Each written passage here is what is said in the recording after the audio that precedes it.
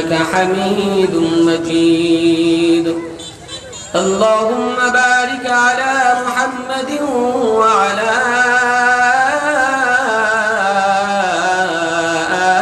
آل محمد كما باركت على إبراهيم وعلى آل إبراهيم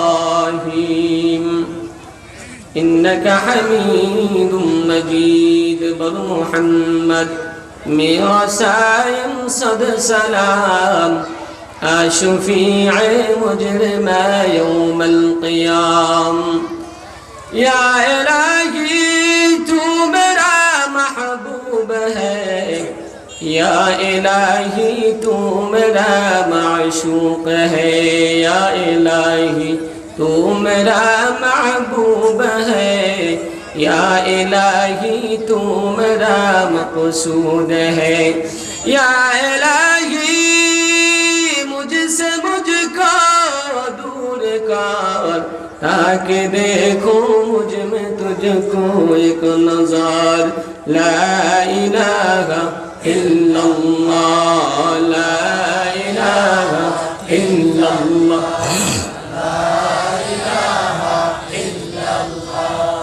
لا إله إلا الله لا إله إلا الله لا إله إلا الله لا إله إلا الله لا إله إلا الله لا إله إلا الله محمد رسول الله صلى الله عليه وسلم الحمد لله ইসলামিয়া নুরানি তালিমুল কোরআন কওমি মাদ্রাসা ও দাওয়াতুল হক ছাত্র যুব সংগঠন এলাকাবাসীর যৌথ উদ্যোগে আজকে 5 জানুয়ারি 2021 দ্বিতীয়তম বার্ষিক ওয়াজ ও দোয়ার মাহফিলের মঞ্চে উপবিষ্ট সদর ইজলাস সম্মানিত সভাপতি প্রধান অতিথি বিশেষ অতিথি মাথার মুকুট আরাসাতুল আম্বিয়া হযরত উলামায়ে কেরাম আইম্মাতুল মাসাজিদ তালাবে আযম মুরব্বিয়ান আওয়াম মাইকের আওয়াজ শ্রবণরতা পর্দানিশী মা ও বোনেরা মহান রব্বে কায়নাতের দরবারে লাখো কোটি শুকরিয়া যে রব্বে কায়নাত আজকে শীতের মৌসুমে শত ব্যস্ততাকে উপেক্ষা করে আল্লাহর রহমতের সামিয়ানার নিচে আমাদেরকে এসে বসার তৌফিক দান করেছেন এজন্য সেই মহিয়ান গরিয়ান রব্বে কায়নাতের দরবারে হৃদয়কে উজাড় করে দিয়ে সবটুকু ভালোবাসাকে নেংড়ে দিয়ে শুকরিয়া জ্ঞাপন করছি আলহামদুলিল্লাহ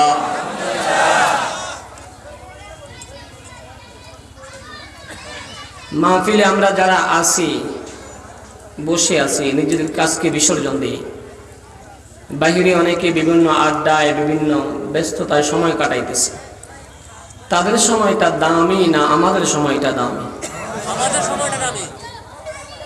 এটার ভিতরে কোনো সন্দেহ আছে কেন আমাদের সময়টা দামি কারণ এটা কোরআনের মজলিস কিসের মজলিস নাযালাত আলাইহিমুস সাকিনা আসমান থেকে বৃষ্টির মতো আল্লাহ তাআলা সাকিনা এই মাহফিলের উপর বৃষ্টির মতো বর্ষণ করতেছেন সুবহানাল্লাহ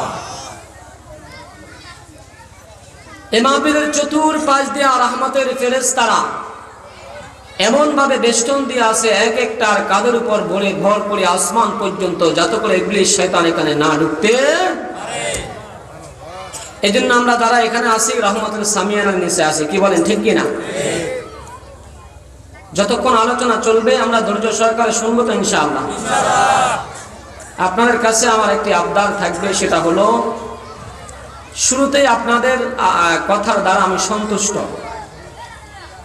আমি যখন সুবহানাল্লাহ বলতে বলি আপনারা বলেছেন আলহামদুলিল্লাহ বলেছেন যথেষ্ট আওয়াজ হয়েছে এই আওয়াজটা মাহফিলের শেষ পর্যন্ত থাকবে তো ইনশাআল্লাহ এবং যখন কোনো আওয়াজ দেওয়া লাগে আমরা সমুচ্চ স্বরে আওয়াজ দেব তো ইনশাআল্লাহ আমাদের আওয়াজ কি বাঘের মতো হবে না সিংহের শিয়ালের মতো হবে এটা আপনাদেরকে প্রমাণ করতে হবে যে সুবর্ণ স্বরের মানুষের আওয়াজ বাঘের মতো হয় প্রমাণ করতে পারবো তো ইনশাআল্লাহ আপনাদের চরের নাম সুবর্ণ চর এই জন্য সুবর্ণে বর্ণিত হয়ে আপনাদের আওয়াজটাও যেন সুবর্ণ সুউচ্চ আওয়াজ হয়। কি বলেন, ঠিক কিনা? আল্লাহ তাআলা কবুল করে নেয়, বলেন আমিন। আর একটু সুন্দর দেখা যেত যদি এই পাশটা আপনারা পুড়ে বসতেন। ও পাশে বেশি হয়ে গেছে, এই পাশে কম হয়ে গেছে। এই জন্য পিছনে যে সমস্ত বাইরে আছেন, দরখাস্ত আপনাদের কাছে, বিনীত অনুরোধ, মাহফিলের সুন্দর রক্ষার্থে আপনারা একটু এদিকে চলে আসেন। পিছনে যে সমস্ত বাইরে আসেন একটু এদিকে চলে আসেন। আমি আপনাদের সামনে কোরআনে কারীমের 30তম পারা ধারাবাহিক 96তম সূরা সূরাতুল আলাক এবং কোরআনে কারীমে আসমানের নিচে জমিনের উপরে সর্বপ্রথম যে সূরা এবং যে কয়টি আয়াত নাজিল হয়েছে ওই কয়টি আয়াত আমি আপনাদের সামনে তিলাওয়াত করেছি। আল্লাহ তাআলা চাহে তো এটার উপরে অল্প কিছু আলোচনা আমাকে করার এবং আপনাদেরকে শোনার তৌফিক দান করুক, বলুন আমিন। এই সূরাতুর নাম সূরাতুল আলাক। দুনিয়ার জমিনে সর্বপ্রথম কোরআনে কারীম অবতীর্ণ শুরু হয়েছে এই সূরার 5টা আয়াতের মাধ্যমে। কয়টা আয়াতের মাধ্যমে? বিশ্বনবী মুহাম্মদ রাসূলুল্লাহ সাল্লাল্লাহু আলাইহি ওয়াসাল্লামের বয়স তখন 40 বছর পরিপূর্ণ হয় নাই। বিশ্বনবীজি 40-এর খুব কাছাকাছি। ইতিমধ্যে রাসূল আরবি সাল্লাল্লাহু আলাইহি ওয়াসাল্লাম গারে হেরা নামক যে গুহা আছে ওখানে আস্তে আস্তে যান, যায় রাসূল সেখানে ধ্যান করেন। যাওয়ার সময় খানা নিয়ে যান, খাদিজাতুল কুবরা খানা পাকায়া দেন, রাসূল খানা নিয়েও ঘরের ভিতরে ঢুকেন, ইবাদতে মশগুল থাকেন। যখন খানাটা শেষ হয়ে যায় আবার এসে খানা নিয়ে রাসূল ওখানে ঢুকে যান। তো হঠাৎ করে একদিন জিবরাইলের আগমন। জিবরাইল আয়েশা রাসূলকে বলতেছে, ইকরা বিসমি রাব্বিকাল্লাযী খলাক, ইকরা বিসমি রাব্বিকাল্লাযী খলাক। হে নবী, আপনি পড়ুন ওই আল্লাহর নামে যিনি আপনাকে সৃষ্টি করেছেন। ইকরা বিসমি রাব্বিকাল্লাযী খলাক, হে নবী আপনি পড়েন ওই প্রভুর নামে যে আল্লাহ আপনাকে সৃষ্টি করেছে। বিশ্ব নবী মুহাম্মদ রাসূলুল্লাহ সাল্লাল্লাহু আলাইহি ওয়াসাল্লাম জবাব দেয়, মা আনা লাইসা বিকারিন, আমি তো পড়তে জানি না, আমি তো উম্মি, আনপড়, পড়ি নাই, পড়ালেখা শিখি নাই। জিবরিল আমিন আলাইহিস সালাম বিশ্ব নবীকে জড়াইয়া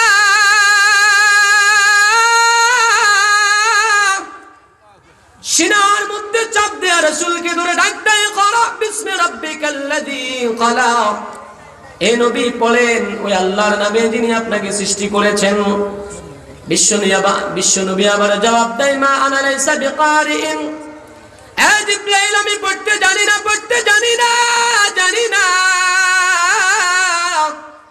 রাসূল আরবি সাল্লাল্লাহু আলাইহি ওয়াসাল্লাম যখন আবার বললেন পড়তে জানি না, জিবরিল আমিন আবার রাসূলকে জড়ায়া ধরছেন, এমন জোরে চাপ দিছেন। রাসূল আরবি সাল্লাল্লাহু আলাইহি ওয়াসাল্লামকে তৃতীয়বার যখন চাপ দিয়ে ছেড়ে দিয়েছে রে, বিশ্ব নবী সাথে সাথে পড়া শুরু করেছে, ইকরা বিসমি রাব্বিকাল্লাযী খলাক, খলাকাল ইনসানা মিন আলাক, ইকরা ওয়া রাব্বুকাল আকরাম আল্লাযী আল্লামা বিল কলম। একই সাথে জিবরিল আমিন আলাইহিস সালাম 5টা আয়াত বিশ্ব নবীর উপর অবতীর্ণ করে দিলেন। বিশ্ব নবী মুহাম্মদুর রাসূলুল্লাহ সাল্লাল্লাহু আলাইহি ওয়াসাল্লাম যখন সর্বপ্রথম কোরআনের আয়াতগুলো নাযিল হলো, বিশ্ব নবী ভয় পেয়ে গেছেন, ভয়ে কাঁপতেছেন। কাঁপতে কাঁপতে যায় খাদিজাতুল কুবরাকে বলে, খাদিজা জাম্মিলুনি জাম্মিলুনি, এ খাদিজা আমাকে কম্বল দাও, আমাকে কম্বল দাও, কম্বল দাও। খাদিজাতুল কুবরা রাদিয়াল্লাহু তাআলা আনহা কম্বল দিয়া রাসূলকে শোয়া দিছে। রাসূল কাঁপতেছে, ভয়ের ভিতরে কম্পমান, রাসূলের শরীরে জ্বর এসে উঠে গেছে। আল্লাহু আকবার, আল্লাহু আকবার। খাদিজা যখন দেখছে নবীজি ঘাবড়ে গেছে, নবীজি বল তখন খাদিজা রাদিয়াল্লাহু তাআলা আনহা জিজ্ঞাসা করলেন, নবী গো আপনাকে তো কখনো এরকম ভয়ে কম্পমান দেখি নাই, আজকে কেন আপনি ভয়ে কাঁপতেছেন? আল্লাহু আকবার, আল্লাহু আকবার। বিশ্ব নবী জবাব দেয়, খাদিজা আজ আজকে যখন আমি গাড়ি হারার ভিতরে ঢুকলাম, ঢোকার পর জিবরিল আমিন আইসা আমাকে চাপ দেয়া ধরছে, আমাকে 5টা আয়াত শিখা দিছে। খাদিজা রে ভয় হয়, আমার দিলের ভিতরে কেমন যেন ভয় ঢুকে গেছে। খাদিজাতুল কুবরা বলে, না না ও নবীজি, আপনার ভয়ের কোনো কারণ নাই, কারণ আপনি ইয়েতিমকে সহযোগিতা করেন, বিধবাকে আপনি পণ্যের ব্যবস্থা করে দেন, পণ্যহীনকে আপনি অন্যের ব্যবস্থা করে দেন, আপনার কোনো ভয় থাকতে পারে না। নিশ্চয় আমার মালিক আপনার জন্য ভালো কোনো অবস্থার সৃষ্টি করতেছে। খাদিজাতুল কুবরা বলেন, নবী গো, বয়স যখন আমার ছিল 40, আপনার ছিল 25। আমাকে যখন আপনি বিবাহ করেছেন, বিবাহের পর থেকে দেখতেছি এমন কোন কাজ না যেটা মানবের জন্য কল্যাণ হয়, মানবের কল্যাণ বিরোধী আপনার কোনো কাজ দেখি নাই। সুতরাং আমার তো মনে হয় এখানে আপনার উপর আল্লাহ তাআলার খাস কোন রহমত আছে। আল্লাহু আকবার, আল্লাহু আকবার। খাদিজা বিশ্ব নবীকে নিয়ে গেলেন, নবী গো চলেন আমার চাচাতো ভাইয়ের কাছে। ওয়ারাকা ইবনে নাওফেল নিয়ে গেল চাচাতো ভাইয়ের কাছে। নেওয়ার পর চাচাতো ভাই তাওরাত জবর ইনজিলের পড়নেওয়ালা বড় আলেম ছিল। বলে, কেন কি হয়েছে? বিশ্ব নবীর অবস্থা জানার পর চাচাতো ভাই জবাব দিল, এ মুহাম্মদ ইবনে আব্দুল্লাহ, ভাইয়ের কোনো কারণ নাই, আমি তাওরাত জবর ইনজিলের ভিতরে পেয়েছি যখন মুহাম্মদ ইবনে আব্দুল্লাহর বয়স 40 বছর হবে গো, আল্লাহ তাআলা আসমান থেকে বিশ্ব নবীর উপর সর্বশ্রেষ্ঠ সর্বশেষ কিতাব কোরআনে কারীম আল্লাহ তাআলা নাজিল করে দিবেন। এটা এমন একটা কিতাব আল্লাহ তাআলা শুরুতে বলে দিয়েছেন, যালিকাল কিতাব লা রাইবা ফি। আল্লাহ তাআলা বলেন, বনি আদমের দল, আমি আল্লাহ তোমাদের বিশ্ব নবীর উপর এমন একটা কিতাব নাযিল করে দিয়েছি রে, এটার ভিতরে কোনো সন্দেহ নাই, কোনো সন্দেহ নাই। দুনিয়ার কোন সাহিত্যিক যখন তার সাহিত্যের বই লেখে, দুনিয়ার কোন কলামিস্ট যখন তার কলম লেখে, দুনিয়ার কোন কবি যখন তার কবিতা আবৃত্তির গদ্য পদ্য লেখে, বন্ধুরে বইয়ের শুরুতেই লিখে দেয়, আমি অদম লেখক লিপিবদ্ধ করেছি, ভুল হতে পারে, ভুল সংশোধন করে দিবেন, ধন্যবাদ আপনাকে, পরবর্তী সংস্করণে সংশোধন করে নেব। কি বলেন, ঠিক কিনা? দুনিয়ার আজ পর্যন্ত কোনো বড় লেখক নাই যিনি চ্যালেঞ্জ করেছেন যে আমার বইয়ের ভিতরে কোনো ভুল নাই। একমাত্র রব্বে কায়নাত রব্বে কারীম আয়াতের শুরুতে, নাযিলের শুরুতে কোরআনে কারীমের প্রথম সূরা, দ্বিতীয় সূরা বাকারার মধ্যে 2 নম্বর আয়াতের ভিতরে আল্লাহ জানায়া দিবেন, যালিকাল কিতাব লা রাইবা ফি। এটা এমন একটা কিতাব, এটার ভিতরে কোনো সন্দেহ আসেনি। সন্দেহ করলে ঈমান থাকবে না, না বন্ধু, যদি সন্দেহ করো কোনো ঈমান থাকবে? উম্মতে মুহাম্মাদীকে আল্লাহ তাআলা সর্বশ্রেষ্ঠ উম্মত বানাইছেন, কারণ বিশ্ব নবী হলো সর্বশ্রেষ্ঠ নবী, কুরআন হলো সর্বশ্রেষ্ঠ কুরআন। সর্বশ্রেষ্ঠ কুরআন দিয়া, সর্বশ্রেষ্ঠ নবী দিয়া আমার আল্লাহ আমাদেরকে সর্বশ্রেষ্ঠ জাতি বানাইছেন। বলেন সুবহানাল্লাহ। সর্বশ্রেষ্ঠ কখন হব? যখন এই আয়াতের উপর আমার আপনার আমল হবে। আল্লাহ তাআলা কি বলছেন, ইকরা বিসমি রাব্বিকাল্লাযী খালাক। শুধু বিশ্ব নবীকে পড়ার জন্য নয়, এই কোরআনটা নাজিল হয়েছে কিন্তু পড়ার জন্য। কি বলেন, ঠিক কি না? কোরআন আফসোস করে বলে, না না বনি আদম তো আমাকে পড়ে না। তাকো মে সাজায়া জাতা হো, দু দু কে ফিলায়া জাতা হো, আঁখোं में लगाया जाता हो, ताकों में सजाया जाता हो। বলে আমি এমন একটা কিতাব, দুনিয়ার মানুষরা এখন আমাকে পড়ে না, আমাকে যখন তাদের প্রয়োজন হয় তখন চোখের সাথে লাগায়, কলবের সাথে লাগায়, মাথার সাথে লাগায়, তাকের মধ্যে সাজায় রাখে, কিন্তু আমাকে পড়ে না। ঘরের ভিতরে 5 জন লোক থাকে, 5 জনের জন্য 5টা জামা, 5 জোড়া স্যান্ডেল, 5টা বই, কিন্তু আমি কোরআন এমন অভাবী হয়ে গেলাম, 5 জন লোক সদস্যের ভিতরে আমি কোরআন হলাম একজন। ঘরের ভিতরে কয়জন, কয় জিল রাখে কোরআন? 1 জিল, তাও কাল্লাই। নতুন বউ বিবাহ করে এনেছে হেটার লাই। বউ যদি একদিন কোরআন শরীফ না বলে চোখ তার বউ হিসেবে হিড়ি কত বাইরে করবো কোরআন শরীফ বলার জায়গা খোলা কাঠ মরুক্ষ বিয়ে করাবার সময় জিজ্ঞায় বউ কোরআন শরীফ পড়তে হবে না কি করেন আসেন এই দেশ খোলা কাঠ মরুক্ষ কিন্তু বউ লাগে কি কোরআন পড়েন না। রমজান আসলে হুজুর সকিনা খাতুন এক খতম দোয়া করিয়েন 27 রাত্রিতে বেশি হুজুর জরিনার মা এক খতম দোয়া করিয়েন আম্বিয়ার মা এক খতম দোয়া করিয়েন হলবানের জি এক খতম দোয়া করিয়েন উন্তুরের মা এক খতম দোয়া করিয়েন। এই কথা কোনো সময় ইয়ে না হুজুর আম্বিয়ার বাবা খতম দিছে একটু দোয়া করেন এই কথা ইয়ে নেই মাতেও না মুতেও না জোরে কথা বলবেন তো আসেনি এই কথা। আপনারা যদি কথা বলেন না বলেন তাহলে কিন্তু হবে না কথা বলতে হবে কি বলেন বলবেন তো ইনশাআল্লাহ। কোরআনের সাথে আমাদের মহাব্বত নাই কি নাই আমাদের মহাব্বত হলো জরিনার মার সাথে আর সকিনার মার সাথে। ও সকিনা বই লাগে সাথে কি নাই আমারে আমি এখন রিক্সা চালাই ঢাকা শহরে এই গান লেগেছে যুবকরা। কোরআনের সাথে মহাব্বত সকিনার প্রতি মহাব্বত এটা আল্লাহ দিছে কে দিছে তবে সেটাকে বৈধ পন্থায় নিতে হবে। কোন পন্থায় বৈধ পন্থায় অবৈধ পন্থায় নয়। আমাদের প্রেম ভালোবাসা আজকে 5 বছর পবিত্র প্রেম কি প্রেম ওরে সুবহানাল্লাহ বিয়ের আগে প্রেম বলে পবিত্র থাকে বিয়ের আগে প্রেম পবিত্র না অপবিত্র আমাদের পবিত্র প্রেম বুঝছেন। আল্লাহ হেফাজত করুক বলেন আমিন। যুবকদের চরিত্রকে আল্লাহ হেফাজত করুক বলেন আমিন। এই যুবকরা যদি ঠিক হয়ে যায় আবু বকর ওমর উসমানের মতো হয়ে যায় বিশ্বের মানচিত্রে কালিমার পাতারা মিনিটের সেকেন্ডের ভিতরে পাতপাত করে উঠবে কি বলেন ঠিক কিনা।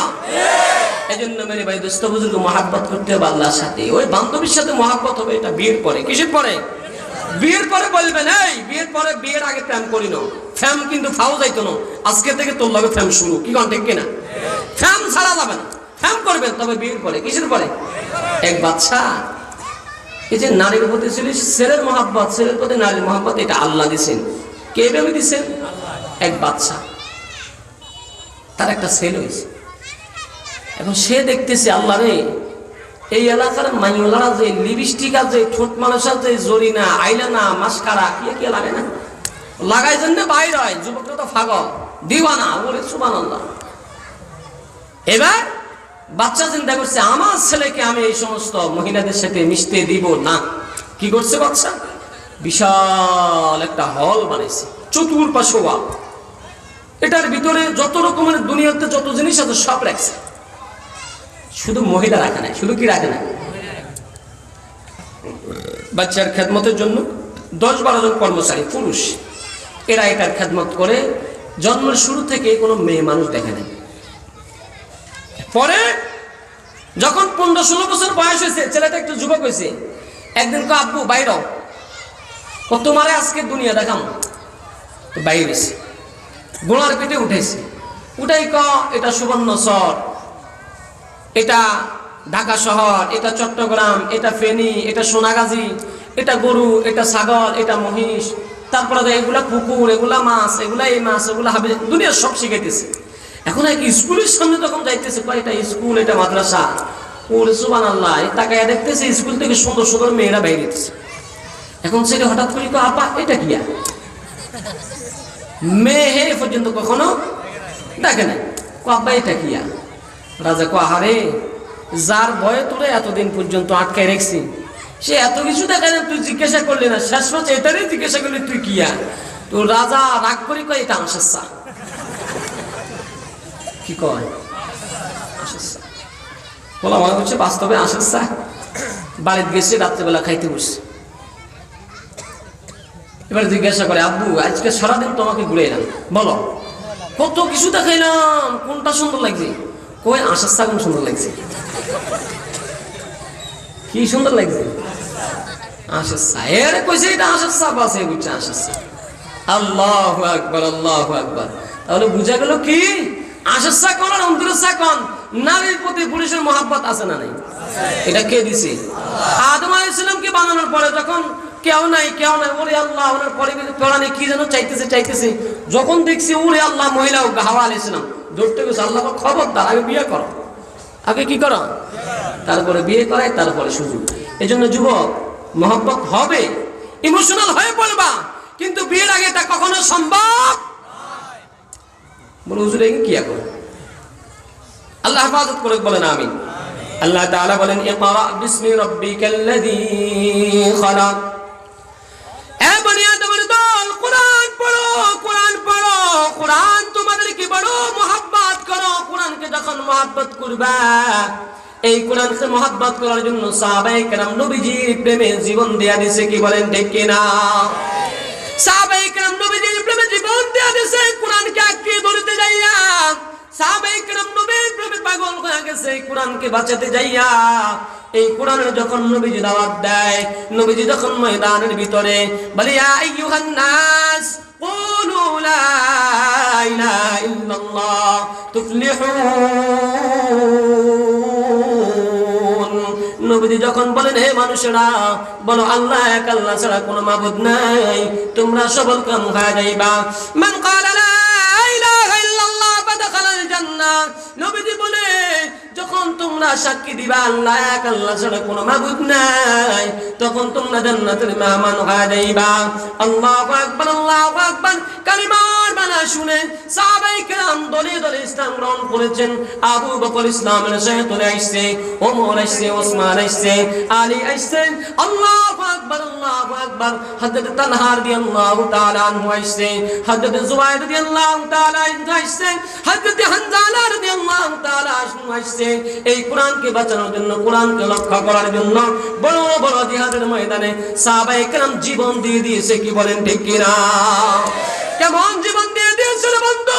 হযরত হানজালা রাদিয়াল্লাহু তাআলা আনহু নতুন বিবাহ করেছে, বিবাহের রাত্রি, বাসর ঘর, কত আনন্দময় মধুচন্দ্রিমার রাত্রি। আল্লাহু আকবার, আল্লাহু আকবার। এদিকে তাকান, এদিকে তাকান। হানজালা রাদিয়াল্লাহু তাআলা আনহু যখন গভীর রজনীতে স্ত্রীর সাথে কাপড় চোপড় গুলো নিয়ে গোসল করার জন্য গোসলখানার দিকে দৌড়ায়,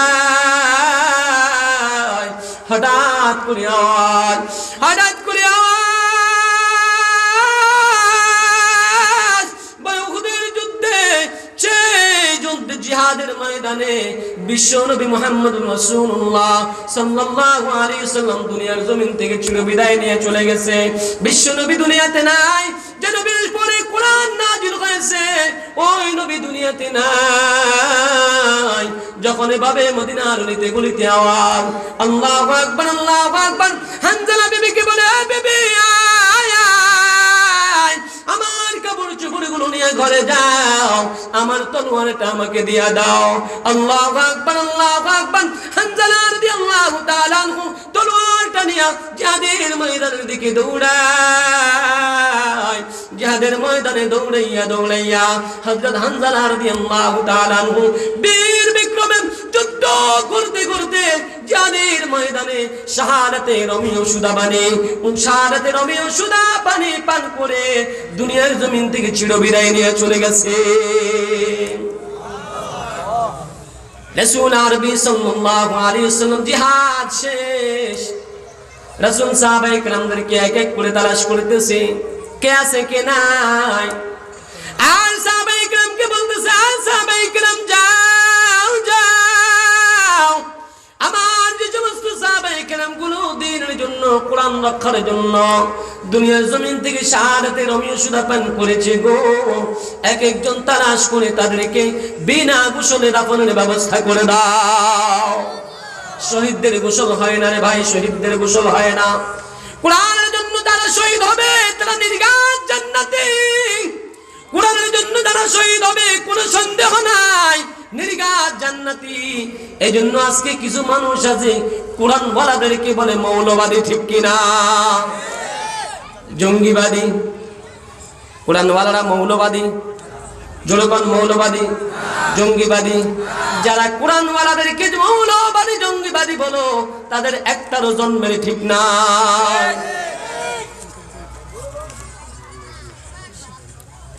এটা আমার কথা নয়।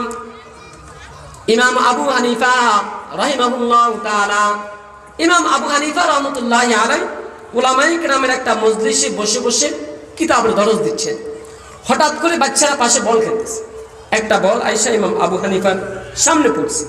এখন বাচ্চারা কাঁপতেছে, ও মা, হুজুরের সামনে কেমনে যাবো বলের জন্য। কাঁপতেছে। কি বলেন, আমাদের সন্তানরা এরকম না?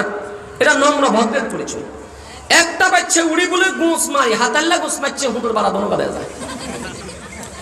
গোস মারি উড়ি বলে কি এর ইমাম টিমাম বেটা সর, তোরা একটা আবার লাগবে না, আমি যাবো, যাই বল নিয়ে আসো।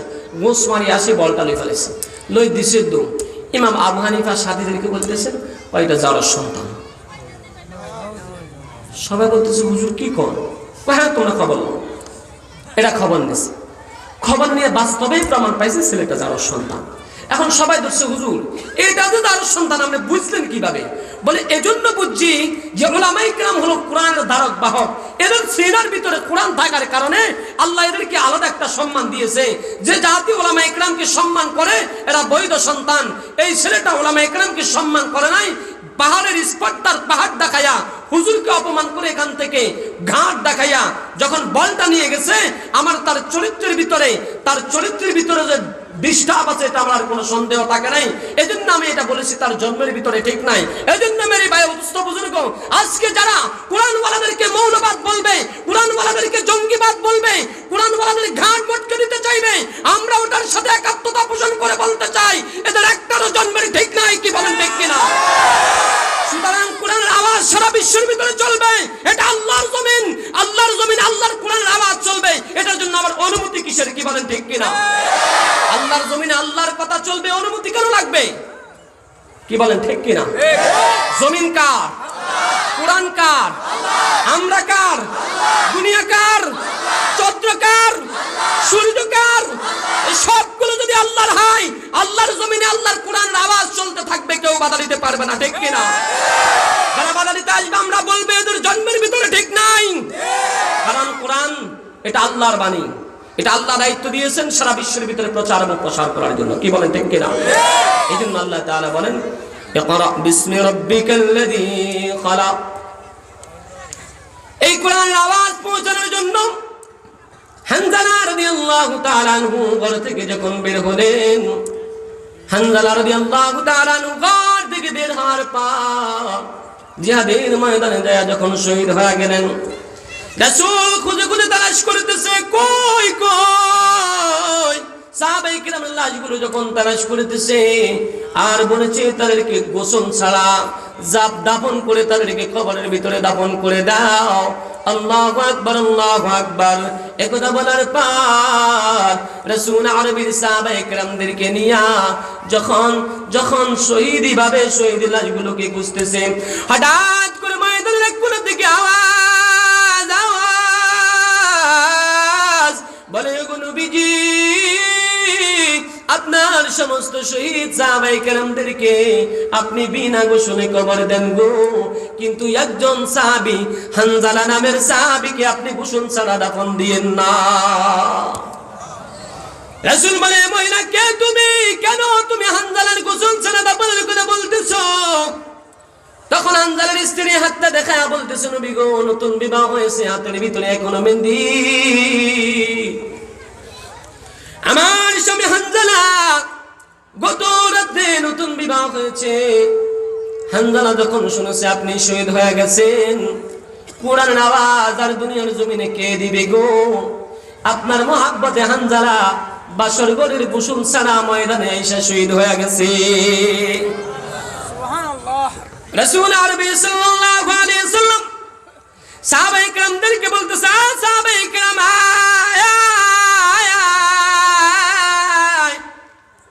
আমার হানজালা নামের সাহাবীটাকে একটু নিয়ে আয়, হানজালাকে একটু গোসলের ব্যবস্থা করো গো। আল্লাহু আকবার, আল্লাহু আকবার। রাসূল সাহাবায়ে কেরাম যাইয়া দেখে হানজালা ময়দানের এক কোণায় পড়ে আছে, তার মাথা থেকে টপ টপ করে গোসলের পানি টপ টপ করে ঝরে পড়তেছে। সাহাবায়ে কেরাম নবীর সামনে এসে বলে, নবী গো হানজালা তো গোসল অবস্থায়, জিবরাইলের আগমন, আসমান থেকে জিবরাইল চলে এসেছে। নবীজিকে কানে কানে বলতেছে, নবী গো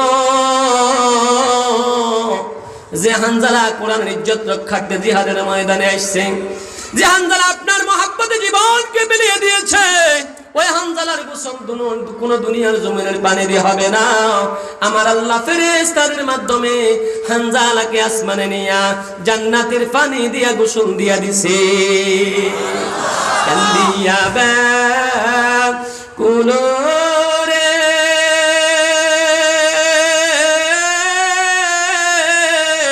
হানজালা শহীদ রে কলি যাবে গেছে রে সেই জঙ্গে উহুদে নবীজির এক সাহাবী সিনে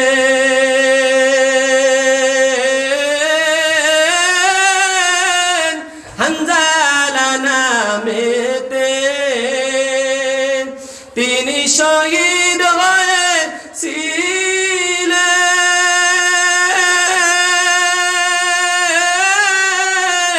বিবাহে রাত রীতের সেই জঙ্গে উহুদে নবীর ডাকে আদা রাতে কহেন বিবির তরে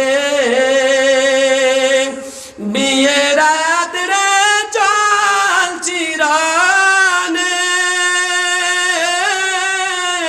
বিদায় দেওয়া মারে রে যাব জঙ্গে উহুদে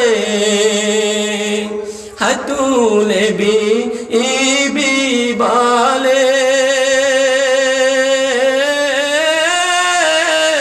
আল্লাহর দরবারে বিয়ে রাত রে নাম স্বামী সুপিলাম তো মারে রে সেই জঙ্গে উহুদে যুদ্ধে গেলেন শহীদ হইলেন নাফাক হালাতে নবী জেনে সাবাদে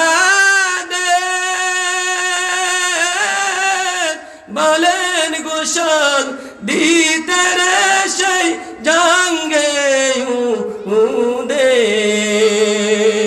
অমনি গাইবি আওয়াজ নবীজি পাইলেন শুনিতে হানজালার গোসল হইবে ফেরেশতাদের হাতে রে সেই জান্নাতের পানিতে।